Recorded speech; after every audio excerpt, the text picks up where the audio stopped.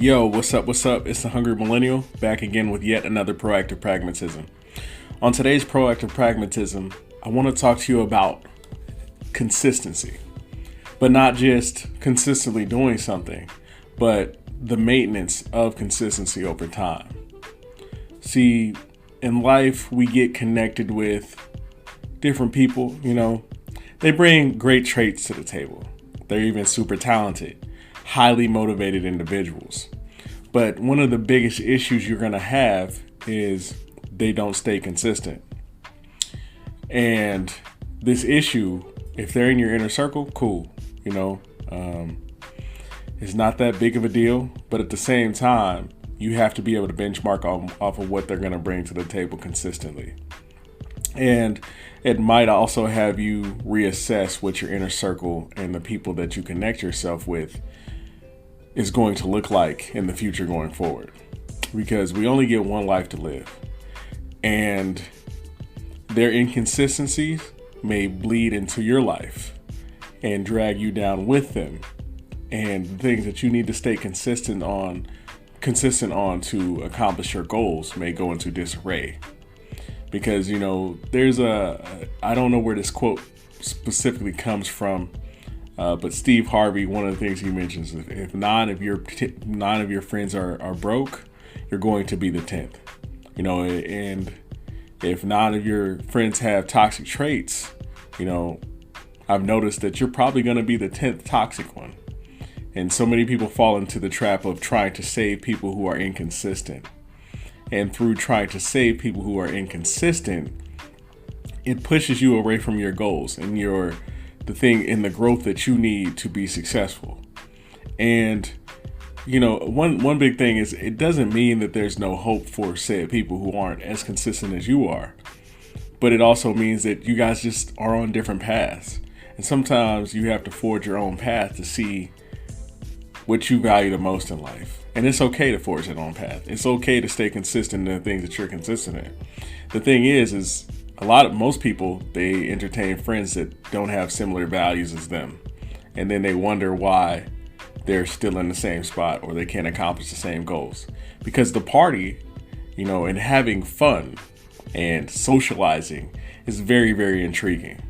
But if you're spending more time socializing and in engaging in intriguing activities of drinking and smoking, it can be a very volatile situation that you put yourself in. Because if they're doing those things with you consistently and you have goals, where are those traits that they are getting, the drugs, the alcohol, the arguments, the always wanting to be a part of drama, where are those things coming from? Now that you're an extension of their extended circle, and their extended circle may bleed over into yours.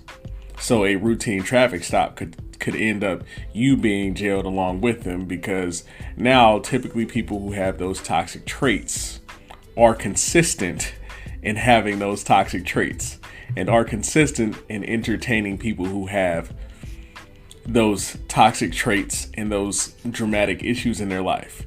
And their consistency in the bad will intrigue on your consistency of trying to do the right thing. Nobody's perfect, obviously, but it's also not your job to save everyone that you come across. It's not your job to save your friends. It's not your job to save your family, because if you're always saving them, how in the world can you save yourself?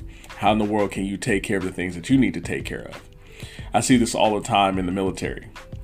So, people level up, they get more rank, and they realize that the friends that they had before were only friends when they could do something for them. They were only friends when they could add a favor, when they could hook them up with a job or a resume or a position or those things. And those people, a lot of those people had faulty character. But you don't see that when they're the homie.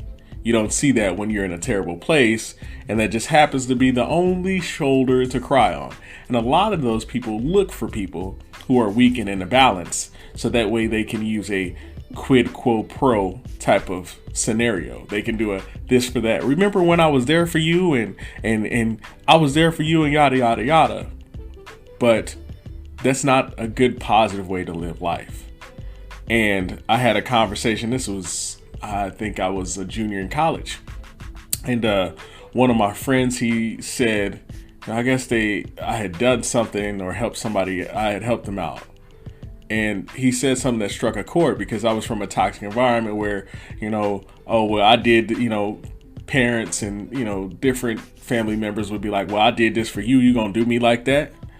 And I had to get to a point where my loyalty was tied to doing something from the deepest depths of my heart, and not necessarily what I can get out of it or what I was going to get upon return. So now I have a concept of, if I loan you money, I don't expect to get that money back necessarily.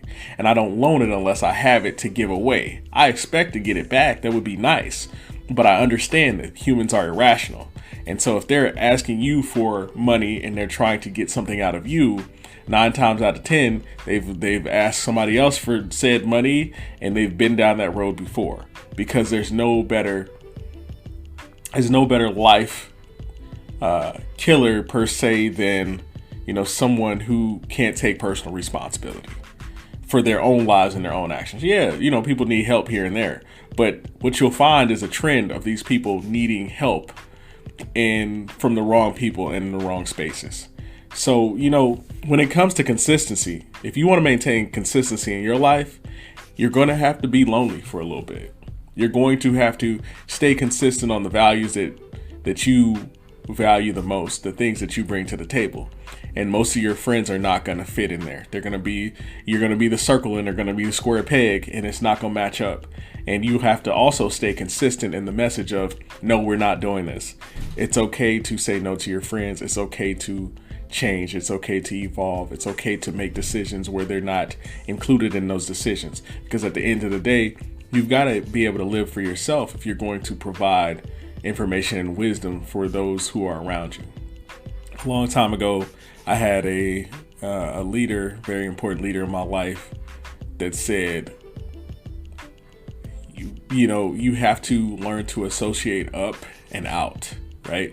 So associate up with people that you want to be like, people who are growing and they have that growth, and then out, right? There are levels of outreach that those friends that are at the bottom, you can still reach out to them and provide advice, obviously through being empathetic and listening to their problems, right? But you don't want to take their problems on and own those. You want to help them own their problems, because if you're always consistently solving their problems, then you're going to have a problem solving your own, because you don't have enough time in the day to solve everybody's problems. And once you've given them the support and the help, that they need in solving their problems, be okay with letting go, but stay consistent in the things that you value and in your life. Yo, this is the Hungry Millennial, back with another proactive pragmatism. I appreciate you guys. Please like, comment, subscribe, send me an email if you have any questions of any topics that you want me to talk about on the podcast. That'll be at thehungrymillennial4@gmail.com. Thank you.